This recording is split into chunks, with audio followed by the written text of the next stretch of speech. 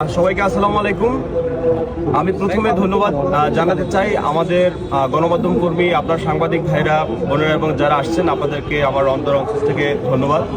আমি সেই সাথে ধন্যবাদ জানাতে চাই আমার এই দুর্দিনে বৈষম্যবিরোধী ছাত্র আন্দোলনের পটুয়াখালী জেলার আমার ভাই বোনেরা এবং অন্য অন্য দলমত নির্বিশেষে যারা এখানে আছেন, সবাইকে ধন্যবাদ জানাই। আমি যেটা বলতে চাই, আপনারা সবই জানেন, আমি জুলাই আগস্টে ফ্রন্টে থেকে আন্দোলন করেছি বরিশাল বিশ্ববিদ্যালয়ের সামনে থেকে।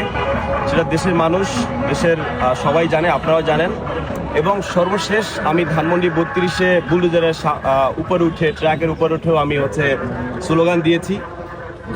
ওটার পরেই আমার মনে হয় স্বৈরাচার তো বলেছেই যে যারা ধানমন্ডি 32 ভেঙেছে তাদের ঘর বাড়ি থাকবে না, জ্বালায় পোড়ায় দেওয়া হবে।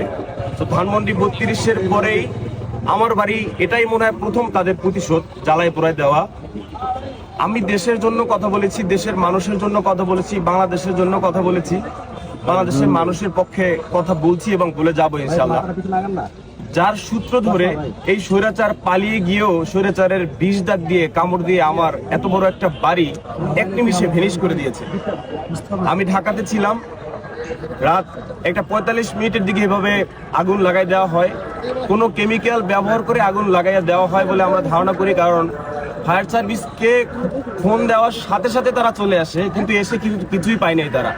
আপনারা ইতিমধ্যে ফুটেজ দেখেছেন, ভিডিও দেখেছেন, সবকিছু ভেনিশ হয়ে গেছে। এবং সবচেয়ে ভয়ঙ্কর বিষয় যেটা, সেটা হচ্ছে তারা শুধু আমার ঘরবাড়ি জ্বালাই দিয়ে শেষ করতে চায়নি, তারা আমার পরিবারের মানুষজন মেরে ফেলতে চেয়েছিল। কারণ আমার বাবা যখন দেখে যে আগুন জ্বলে, তখন সে দরজা খুলে বের হতে চেয়েছে, সে বের হতে পারেনি। দেখে যে দুই পাশে দরজায় বাহির থেকে রশি দিয়ে বাঁধা। তারপর আমার বাবা ঘর ভেঙে, দরজা ভেঙে তারপরে বাইর হয়।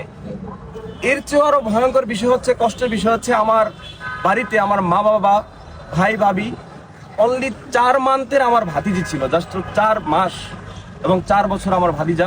সবাই আজকে আমি কিছুই পেতাম, আজকে আমি তো আপনাদের সাথে কথা বলছি, আজকে এজ এ কাফি এটিম থাকতাম, আমি কিছুই পেতাম না। দেখছে আপনারা আমার বাড়িতে গেছেন, দেখছেন সব কয়লা, এরকম কয়লার মতো আমি পেতাম।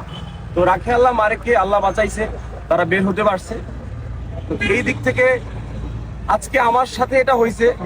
আমরা যারা বৈষম্য বিরোধী আন্দোলন করেছি, জুলাই আগস্টে আন্দোলন করেছি, 32 যারা ছিলাম, আজকে আমার সাথে হয়েছে। আমি খুব ভয়ে আছি যে আমার সহযোদ্ধাদের সাথে এটা যেন কখন হয়ে যায়।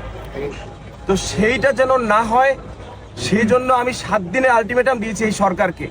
এই সরকারকে তো জুলাই আগস্ট আন্দোলন করে আমরাই বসাইছি, ভাই কথা বলতে হবে।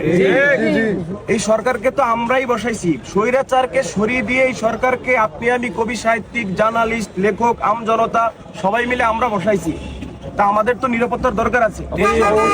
আমরা যারা ফ্রন্টে থেকে আন্দোলন করেছি, আমাদেরকে তো টার্গেটে তারা রাখছেই।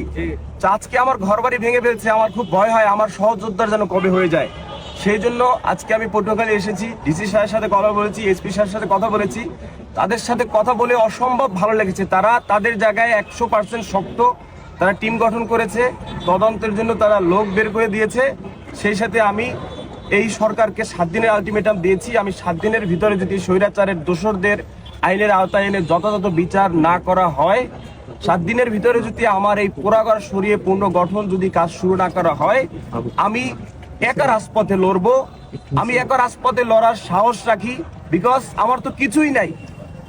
আমার ঘর বাড়ি শেষ, আমার বাবা মাকেও মেরে ফেলার সিস্টেম তারা করেছিল, আমার তো কিছুই নাই।